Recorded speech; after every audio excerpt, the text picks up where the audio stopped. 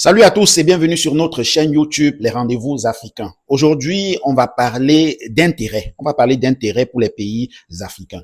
La question qui va être répondue aujourd'hui, qui va être traitée, c'est la question suivante. Si tu es Camerounais, si tu es Centrafricain, si tu es Gabonais, si tu es Malien, si tu es Burkinabé, si tu es Sénégalais, si tu es Ivoirien, réponds à cette question en passant. Mets en commentaire ta réponse. Depuis que la guerre russo-ukrainienne est en cours, alors depuis quelques années, qu'est-ce que tu penses que ton pays a profité? Qu'est-ce que ton pays a eu comme profit derrière cette guerre? Ou bien quel éveil est-ce que cette guerre a suscité en ton pays, en les dirigeants de ton pays aussi?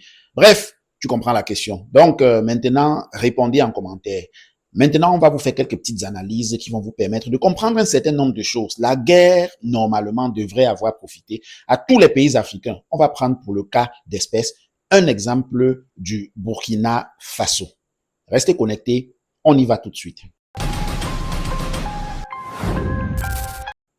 Avant de commencer, je vais vous demander de vous abonner sur notre chaîne WhatsApp. Nous avons créé une chaîne WhatsApp dans laquelle nous allons mettre les liens de toutes nos vidéos. Nous allons également mettre des vidéos pour communiquer sur tout ce qui est actualité en longueur de journée concernant l'Afrique. Vous savez qu'on ne peut pas tout faire, tout mettre comme vidéo ici, ça sera carrément très lourd. Alors du coup, on a opté pour la chaîne WhatsApp afin de mettre les informations qui vous donneront l'aperçu de l'information de l'actualité, de la politique et de la géopolitique que des pays africains en général.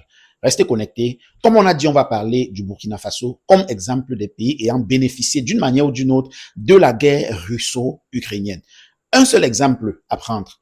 Regardez, depuis quelques années déjà, la Russie a envahi l'Ukraine. C'est ce qui se dit. Bon, bref, il y a une guerre entre la Russie et l'Ukraine. Pour ce que vous connaissez, on ne va pas entrer dans les détails là. Mais vous allez voir que beaucoup de pays depuis lors souffrent du manque de céréales, de blé et autres et tout ça. Vous savez pourquoi? Bien évidemment parce que c'est l'Ukraine qui produisait une bonne partie de céréales qui venaient en Afrique et même d'ailleurs dans beaucoup de pays du monde. Le mois dernier, la Russie se retirait de l'accord sur les céréales qui prévoyait la protection des navires transportant des céréales ukrainiennes en mer Noire. Depuis, Moscou a intensifié ses attaques contre les ports et les infrastructures céréalières ukrainiens, tandis que l'Ukraine a frappé un port russe. L'Ukraine avait décidé, je ne sais quand, il y a longtemps, qu'il devait exporter le blé et le céréal, donc les céréales en général, le blé en particulier. Et ils l'ont fait, ils ont travaillé, ils ont bataillé, ils ont borsé dur pour pouvoir être le pays, l'un des pays exportateurs majeurs du blé dans le monde, ce qui était le cas. Et ils nourrissaient beaucoup de populations dans le monde avec leur blé. Vous savez qu'ils ont des terres très, très, très arables. Avec la guerre russo-ukrainienne, beaucoup de pays qui exportaient, qui importaient le blé de l'Ukraine se trouvent dans l'incapacité de recevoir encore le blé, ce qui a affamé beaucoup de pays. Je ne vais pas citer les pays, mais vous savez, beaucoup de pays ont été affamés avec cette crise-là. Et beaucoup de pays, jusqu'à aujourd'hui, n'ont pas encore trouvé comment compenser cela. Donc, la guerre, la crise de famine continue à sévir dans ces pays. C'est pas une famine où on n'a pas de quoi manger, mais on est obligé de retirer en grosse partie le blé qui faisait une grande partie de l'alimentation dans le pays, ou alors de chercher mieux ailleurs, ce qui rend quand même la tâche plus difficile et plus ardieuse, ou même de prendre toujours à l'Ukraine, mais dans des prix et proportionnellement très, très différents d'auparavant. Un pays comme le Burkina Faso a décidé de saisir l'occasion pour tirer profit de cette guerre. Tirer profit pourquoi? On dit qu'on ne tire pas profit du malheur des autres, mais des fois, il faut profiter du malheur de l'autre pour s'affranchir.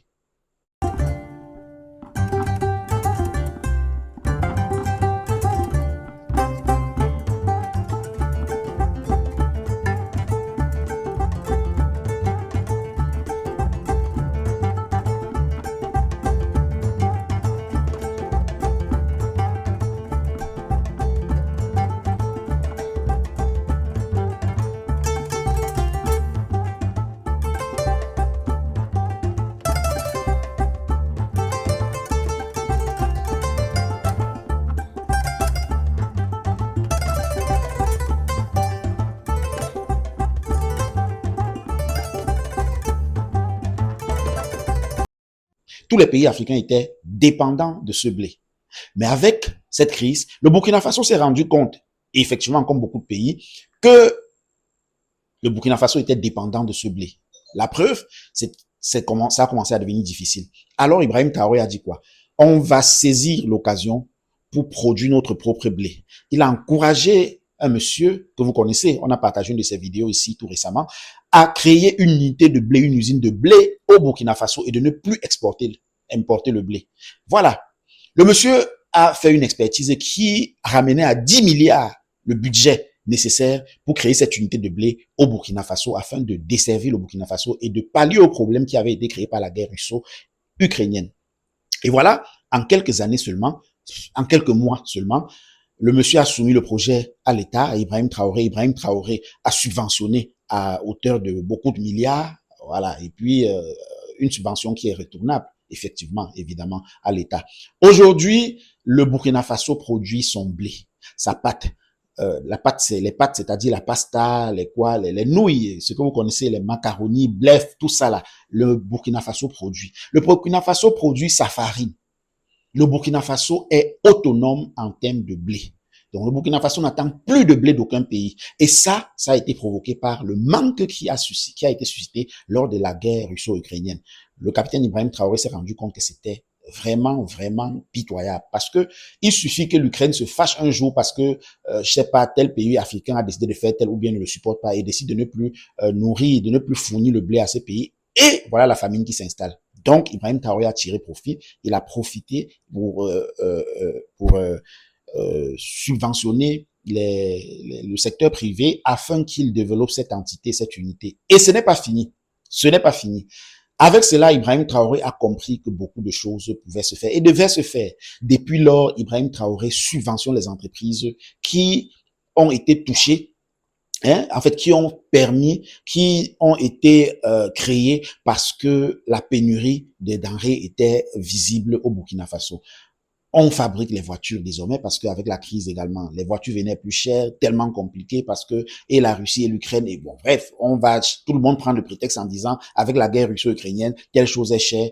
Alors Ibrahim Traoré a décidé de concevoir ses propres voitures au Burkina Faso. Faire venir les concessionnaires, travailler en collaboration avec les Burkinabés et créer une unité de production de véhicules Itawa.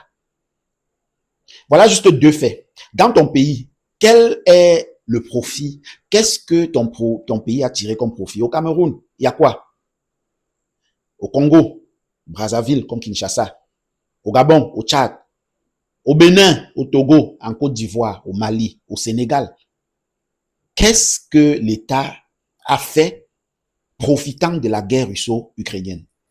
Les personnes les plus riches du monde profitent toujours d'une crise, d'une situation de crise chez quelqu'un pour créer une certaine demande afin de ravitailler et de réussir à créer un empire.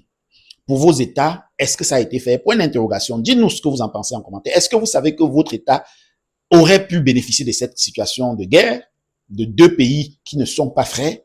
Parce que ces pays ne sont pas frères, il faut qu'on ne se mente pas. Les États évitent de se prononcer en faveur de ci ou de ça parce qu'ils veulent de temps en temps pouvoir lécher la cuillère de chaque côté. Bon, mais est-ce que c'était ce qu'il fallait? Ibrahim Traoré n'a pas tourné par deux chemins pour dire qu'il soutient la Russie.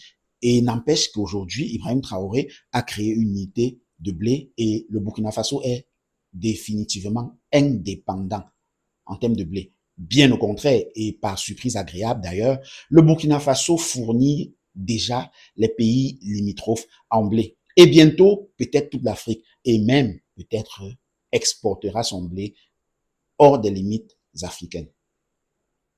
Voilà des exemples à suivre. Partagez cette vidéo massivement afin que quiconque qui regarde cette vidéo et même nos dirigeants puissent prendre conscience de cela et susciter, sortir de la zone de confort, susciter ce petit tic, ce petit hic qui va lever l'orgueil des Africains afin de permettre de profiter de la situation d'autrui qui n'est pas notre frère. Abimte.